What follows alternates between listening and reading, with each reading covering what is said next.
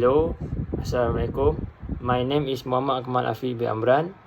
Number matric 11DKM19F1028. Today I want to present about case study Pareto chart DJF51082 control. Name of group member. Number 1 Asif bin Suhaimi 11DKM19F1007. Number 2 Muhammad Akmal Afiq bin Amran 11DKM19F1028. Number 3 Muhammad Nur Nizam bin Mansur 11DKM19F1043. And number 4 Muhammad Akmal bin Ismail 11DKM19F1046. Introduction. Number 1, Pareto chart are an excellent tool for business to use to identify problem in their company. Number 2, they are named after the Italian economist Vilfredo Pareto and his Pareto principle, which state that 80% of the output of a system comes from 20% of the input. Number 3, the purpose of a Pareto chart is to identify this output and input, giving a graphical presentation of what issue contribute the most to problem in a business based on quantifiable data.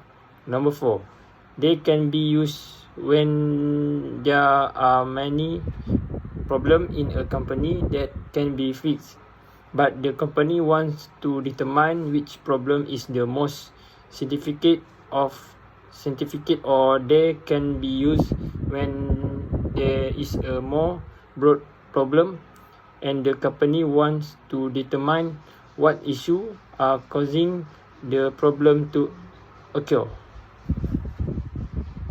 My name is Muhammad Nur Nizam bin Mansur, matric number 11DKM19F1043. I will continue the next slide. Function.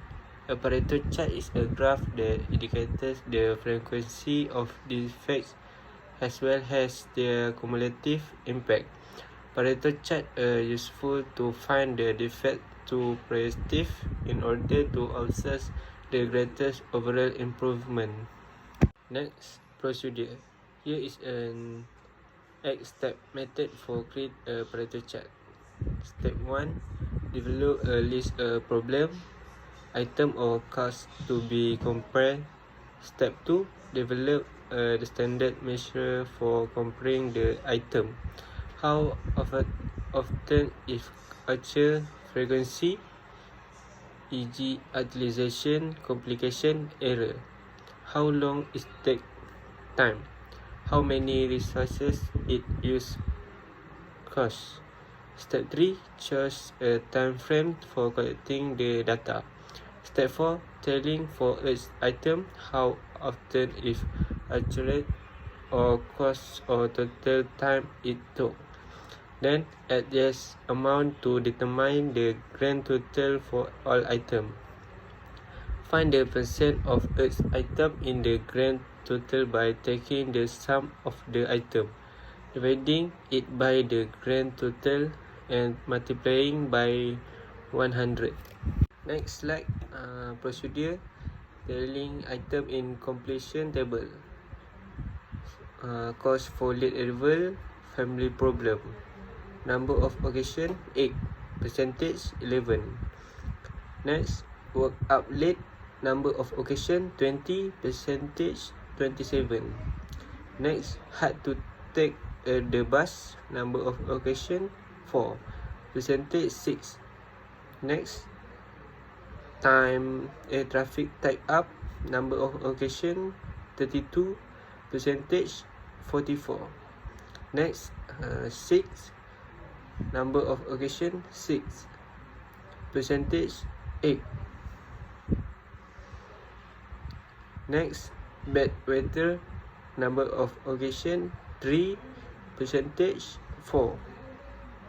Total number of occasion 73, percentage 100. My name is Muhammad Akmal bin Ismail. My matric number 11DKM DJF51082-QUALITY. I will continue next slide. Procedure. Step 5. List the item being compared in decreasing order of the measure of comparison, with the most frequent to the least frequent. To cumulative percent for an item is the sum of that item percent of the total and that of all the other item that come before it in the ordering by rank. Procedure. Arrange an item in a completion table. Call for late arrival or decreasing order. Traffic tied up. Number of occasion 32. Percentage 44. Cumulative percentage 44. Work up late. Number of session 20. Percentage 28. Cumulative percentage 71. Family problem. Number of session 8. Percentage 10. Cumulative percentage 82. Sick. Number of session 6. Percentage 8. And cumulative percentage 90. Had to take the bus. Number of session 4. Percentage 6. And cumulative percentage 96. And last but whether number of session 3. Percentage 4 and cumulative percentage 100. Step 6. List the item on the horizontal axis of graph from highest to lowest. Label the left vertical axis with the numbers, frequency, time or cost. Then label the right vertical axis with the cumulative percentage. The cumulative total shall equal 100%. Draw in the bars for each item. And step 7, draw a line graph or the cumulative percentage. The first point on the line graph shall line up with the top, the first bar. Excel offers simple setting tools you can use to make your graph, or you can do them with paper and pencil. Next, step 8, and then analyze the diagram by identifying those items that appear to account for much of the difficult. Do this by looking for a clear breakpoint in the line graph where it start to level off quickly. If there is not breakpoint identified, those items that account for 50% or more of the effect. If there appears to be no pattern, the bar essentially all of the same height.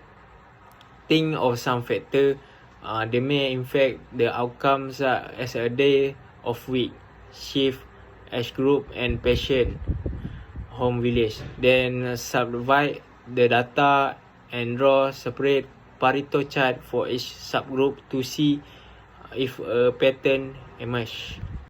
My name is Hasif bin Suhaimi. My matrix number is 11DKM19F1007. Pareto chart example. Show how many customer complaints were received in each 5 categories. This graph shows types of customer complaints second quarter 2005.